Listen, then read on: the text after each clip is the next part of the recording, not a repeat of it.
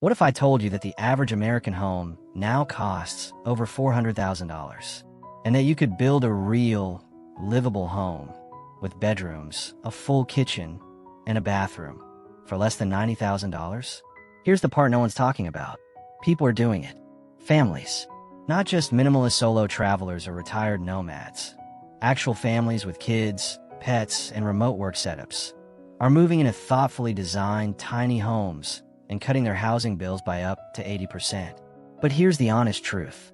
Most of what you see on YouTube about tiny home living for families is either misleading or flat out wrong. In this video, I'm breaking down exactly what a family-sized, affordable tiny home looks like in 2026, with real prices pulled from actual builders, real layouts that work for multiple people, and the 3 mistakes that will cost you everything if you don't hear them first. And stick around, because at the end, I'm going to reveal the one hidden cost that almost nobody covers, and it could make or break whether this whole thing is worth it for your family. If you're new here, you're welcome. This channel is built on one rule: honest housing information, no sponsored fluff, no inflated numbers. Hit subscribe if that's the kind of content you want more of, and drop a comment below telling me your biggest question about tiny home living. I read every single one. Okay, let's get into it. First, let's define what we're actually talking about. The International Residential Code defines a tiny home as any dwelling that is 400 square feet or less, excluding lofts. But for a family, that's almost never enough. So when we say family-sized tiny home, in this video, we're talking about homes in the 400 to 800 square foot range, sometimes stretching to around 1,000 square feet, with 2 bedrooms or sleeping lofts, a full bathroom, and a functional kitchen. These are real homes, not camping, not a long weekend in an Airstream. 3 categories you'll find on the market in 2026. 1. Tiny houses on wheels, or THOs. Mobile, built on trailers. The maximum allowable size for a tiny house on a trailer is 8.5 feet wide, 40 feet long, and 13.5 feet high, giving you a livable area of around 320 square feet on the main floor. For families, the typical setup adds 2 lofts, parents on one end, kids on the other. 2. Prefab or modular tiny homes. Factory built, delivered to your land, placed on a foundation. These can reach 800 square feet and feel much more like a conventional home inside. 3. Permanent tiny cottages. Site-built or kit homes on your own land. More design flexibility, easier to finance, and the sweet spot for families who want 2 real, separated bedrooms. Alright, let's talk numbers. Real 2026 numbers. DIY builders spend $17,500 to $57,000 on average, while professional builds cost $41,000 to $87,000 or more. The wide range reflects different choices in quality, size, and complexity. For a family-sized 2-bedroom unit, here's the honest breakdown. Prefab or modular, best family value. A 2-bedroom tiny house costs $45,000 to $150,000, depending on whether it's prefab or custom built. A prefab tiny home runs $150 to $250 per square foot, while a custom-built tiny home runs $250 to $450 per square foot. The budget end of prefab gets you a solid 400 to 500 square foot unit. The higher end delivers 700 to 800 square feet with real bedroom separation and quality finishes. Custom professional build.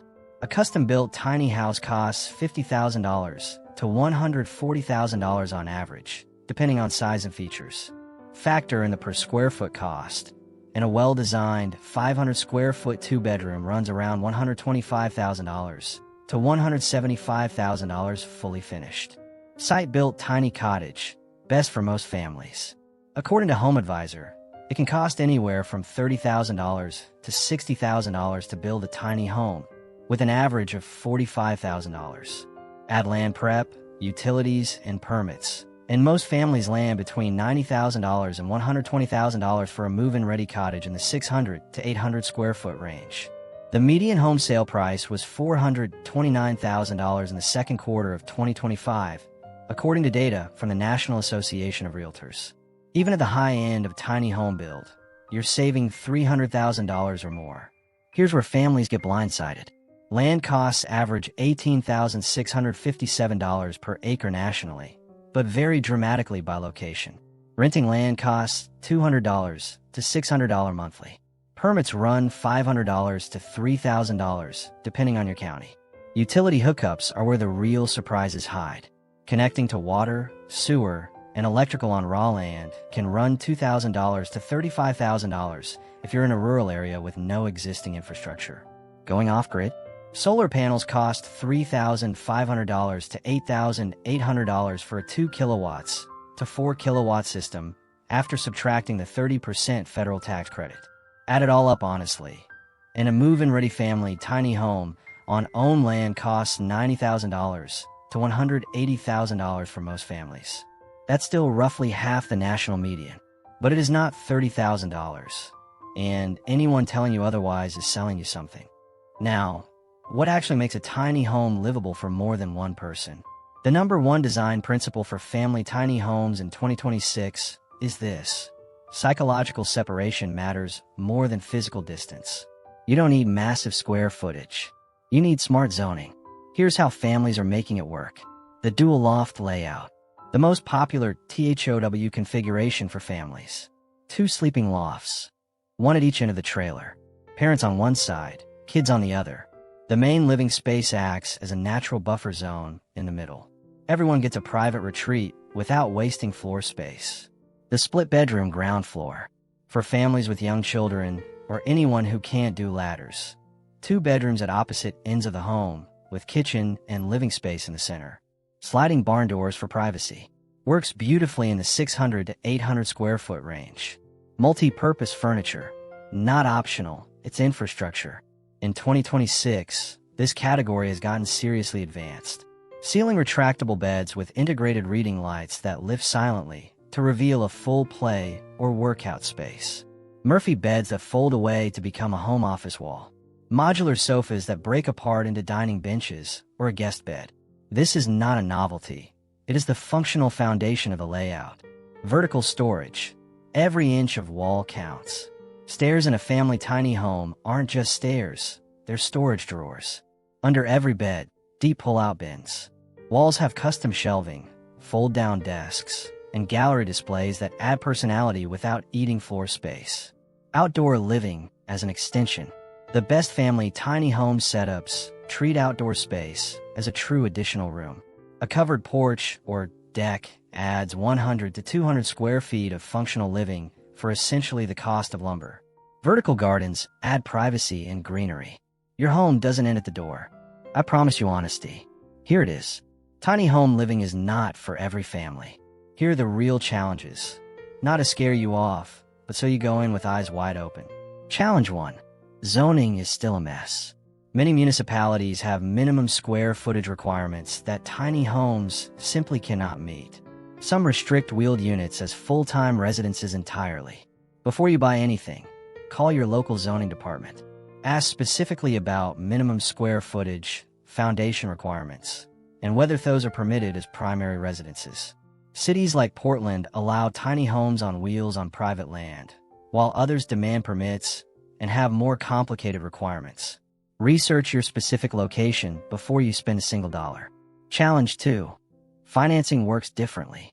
Mortgages rarely apply to tiny homes. You'll likely need personal loans or RV financing with different rates and terms. FHA loans require at least 400 square feet on a permanent foundation. Specialty tiny home lenders are emerging in 2026, but you need to research your options before falling in love with a specific build. Challenge 3. Depreciation. Most tiny homes on wheels depreciate over time. Like an RV, not like traditional real estate. They're cost-effective but do depreciate, unlike traditional homes. If long-term equity is your goal, a permanently placed tiny home on owned land is far better than a mobile unit. Permanent tiny homes can appreciate. Mobile ones typically do not. Challenge 4. Privacy takes intention. For families, this is the real test. In a small space, privacy doesn't happen automatically. It has to be designed and agreed upon. Families who thrive in tiny homes set intentional ground rules. Quiet hours, personal space routines, scheduled outdoor time. The families who struggle are the ones who assumed it would sort itself out. It will not. Plan for it up front. So who does a family-sized tiny home actually make sense for? Families priced out of traditional homeownership in high-cost metro areas who own or can access rural land. Remote working families who want geographic freedom, the ability to relocate without a 30-year mortgage anchor. Families intentionally minimizing expenses to accelerate savings, pay off debt, or fund bigger life goals. Multi-generational households placing an affordable unit behind a primary residence for parents, adult children, or in-laws. Families who value sustainability. Tiny homes use dramatically fewer materials to build and consume far less energy to operate. And here's what the research confirms. Academic research found that residents of tiny homes report higher levels of well-being and outlook. Less financial stress and more purposeful living are often cited as benefits. The trade-offs are real, but so are the rewards. Okay, you made it. Here's the hidden cost I teased at the beginning. It's not the land. It's not the permits. It's not the utility hookups. It's the cost of your time. And for families, it's massive. Building a tiny home yourself can save 30% to 60% of the total cost. But it's only advisable if you have extensive construction experience. Sounds like a great deal, right? Here's what that number hides. While a professional builder can construct a tiny house in 120 hours, it takes at least 480 hours for most DIYers. And for more complex family builds, building yourself requires 800 to 2,000 hours of skilled labor. That's 20 to 50 full work weeks. Nearly a year of weekends and evenings. For a family with jobs, kids, and existing commitments, that time has a real dollar cost, even if nobody writes you a check for it. The math still often works in your favor. But families who go into a DIY build without honestly accounting for their time almost always end up burning out, cutting corners, or paying contractors to finish what they started, which erases most of the savings. Budget your time as carefully as you budget your materials. Without professional expertise, mistakes can be costly and dangerous, especially with electrical work. If you're hiring out any part of the build, always start there. So let's bring it home. Pun absolutely intended. A family-sized, affordable, tiny home in 2026 is genuinely achievable. We're talking $90,000 to $180,000 all in for most families, compared to a $429,000 national median.